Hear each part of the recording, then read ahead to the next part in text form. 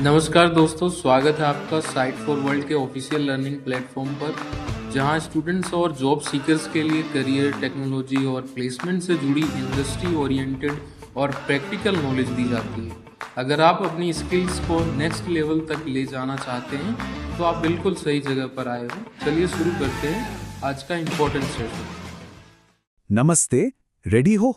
आज हम AI builders के उस स्मार्ट टूल किट में झांकेंगे जिससे वो आम मॉडल्स को ए क्लास मॉडल्स में बदल देते हैं।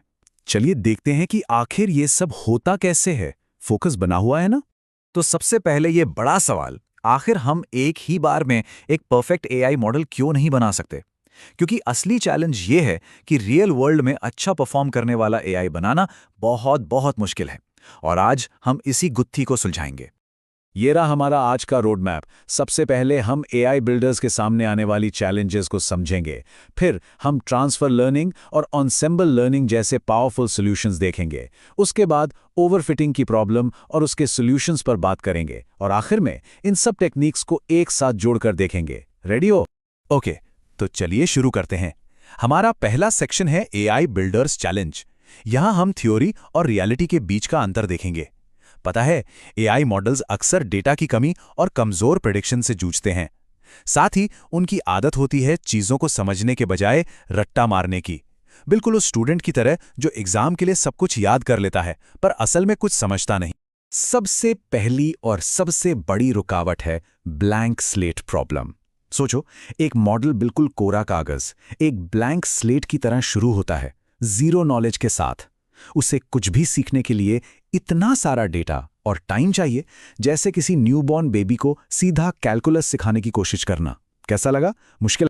तो इस ब्लैंक स्लेट प्रॉब्लम से कैसे निपटा जाए? क्या हर बार जीरो से शुरू करना जरूरी है? बिल्कुल नहीं। इसका जवाब है कि हमें हर बार जीरो से शुरू करने की जरूरत नहीं है।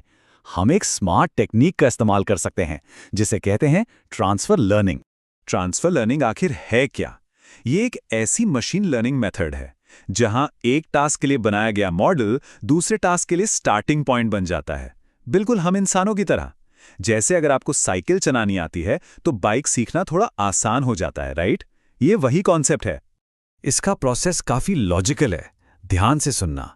पहले हम एक पहले से ट्रेन किया हुआ ए क्लास बेस मॉडल चुनते हैं। उसके ऊपर हम अपनी ज़रूरत के हिसाब से नई लेयर्स डालते हैं जो हमारे स्पेसिफिक टास्क के लिए ज़रूरी हैं। और आखिर में इस नए मॉडल को हम अपने डेटा पर ट्रेन और फाइन ट्यून करते हैं ताकि वो हमारे काम में एक्सपर्ट बन जाए।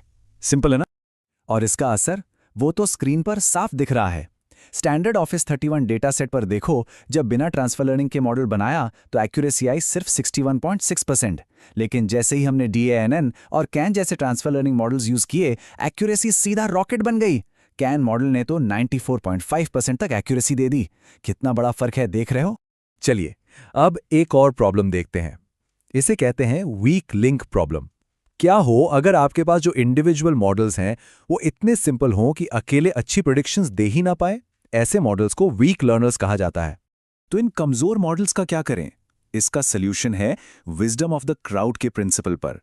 जैसे बहुत सारे लोगों की राय मिलकर एक बेहतर फैसला दे सकती है, वैसे ही हम कई सारे सिंपल मॉडल्स को मिलाकर एक सुपर पावरफुल एन्सेम्बल बना देते हैं। और इस टेक्निक को कहते हैं एन्सेम्बल लर्निंग। इससे रिजल्ट्स काफी बेहतर हो जाते हैं। इसका एक पॉपुलर मेथड है रैंडम फॉरेस्ट।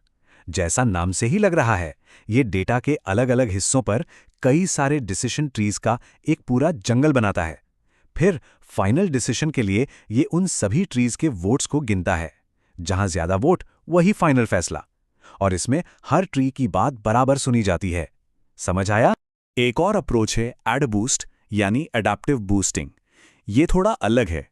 ये मॉडल्स को एक सीक्वेंस में बनाता है। इसमें हर नया मॉडल पिछले मॉडल की गलतियों से सीखता है और उन पर ज्यादा फोकस करता है। सोचो, जैसे एक टीम में हर नया मेंबर पुराने मेंबर की गलतियों को सुधारने पर काम करता है। स्मार्ट है ना? और इस स्लाइड पे इन दोनों के बीच का अंतर एकदम साफ है।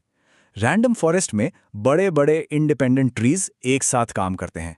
वहीं एडाबूस्ट में छोटे छोटे मॉडल्स एक के बाद एक दूसरे की गलतियों से सीखते हुए आगे बढ़ते हैं। वोटिंग का तरीका भी अलग है। रैंडम फॉरेस्ट में सबकी राय बराबर, जबकि एडाबूस्ट में कुछ मॉडल्स की बात को ज्यादा इंपॉर्टेंस दी जाती है। क्लियर है ना? एनसेम्बल मेथड्स मॉडल्स को पावरफुल तो बनाते हैं, पर इससे एक और प्रॉब्लम सामने आती है, ओवरफिटिंग। ये तब होता है जब मॉडल ट्रेनिंग डेटा को इतनी अच्छी तरह से रट्टा मार लेता है कि जब उसके सामने नया अनजान डेटा आता है तो वो फेल हो जाता है। बिल्कुल वैसे ही जैसे होमवर्क में A+ लाने वाला स्टूडेंट फाइनल एग्जाम में फेल हो जाए। ये बहुत सीरियस प्रॉब्लम है, ध्यान से समझना। इस रट्टा मारने की प्रॉब्लम से निपटने के लिए हम एक टेक्निक यूज करते हैं जिसे कहते हैं रेगुलराइजेशन। ये मॉडल को एक्स्ट्रा डिटेल्स और फालतू के नॉइस को इग्नोर करने के लिए इनकरेज करता है और उसे असली अंडरलाइंग पैटर्न्स को समझने और जनरलाइज करने में मदद करता है। इसके 2 कॉमन मेथड्स हैं, L1 और L2 रेगुलराइजेशन। अब इनमें क्या फर्क है, इसे समझने का एक आसान तरीका है। L1 तब बेहतर है जब आपको लगता है कि कुछ ही बड़े प्लेयर्स हैं जिनका बड़ा इम्पैक्ट होगा, और L2 तब जब बहुत सारे छोटे छोटे प्लेयर्स मिलकर थोड़ा थोड़ा कंट्रीब्यूट कर रहे हों। आसान है ना? एक और कमाल का आइडिया है ड्रॉप आउट, जिसे यूनिवर्सिटी ऑफ टोरंटो के रिसर्चर्स ने पेश किया था। उनके शब्दों में ये न्यूरल नेटवर्क्स को ओवरफिटिंग से रोकने का एक बेहद सरल तरीका है, और सच में इसकी सरलता ही इसकी सबसे बड़ी ताकत है। तो अब हम इन सब पीसेस को एक साथ जोड़ते हैं। सबसे जरूरी बात यह है कि ये सब अलग अलग ट्रिक्स नहीं हैं, बल्कि ये एक पूरा टूल किट है, जहां हर टूल एक दूसरे के साथ मिलकर काम करता है। इसी टूल किट का इस्तेमाल करके आज के एडवांस्ड AI सिस्टम्स बनाए जाते हैं। तो इस पूरे विश्लेषण का सार क्या है? 3 मुख्य बातें हैं, अच्छे से नोट कर लो। पहला, हर बार 0 से शुरू ना करें, ट्रांसफर लर्निंग यूज करें। दूसरा, कमजोर मॉडल्स को जोड़कर एक मजबूत टीम बनाएं, यानी एनसेम्बल मेथड्स यूज करें। और तीसरा, मॉडल्स को रट्टा मारने से रोकें और जनरलाइज करना सिखाएं, यानी रेगुलराइजेशन। इन्हीं 3 स्तंभों पर एक रोबस्ट और पावरफुल AI खड़ा होता है। और ये हमें एक आखिरी लेकिन बेहद अहम सवाल पर लाकर छोड़ देता है। अब जब हमारे पास इतना पावरफुल AI टूल किट है, तो AI बिल्डर्स के लिए अगली बड़ी चुनौती क्या है? वो कौन सी अगली बड़ी प्रॉब्लम है जिसे हम अब सॉल्व कर सकते हैं? इस पर सोचना जरूरी है, क्योंकि अगला बड़ा इनोवेशन शायद इसी। तो हमारे चैनल को सब्सक्राइब कीजिए और वीडियो को अपने दोस्तों के साथ शेयर जरूर कीजिए। कमेंट सेक्शन में अपना डाउट या नेक्स्ट टॉपिक लिखना मत भूलिएगा।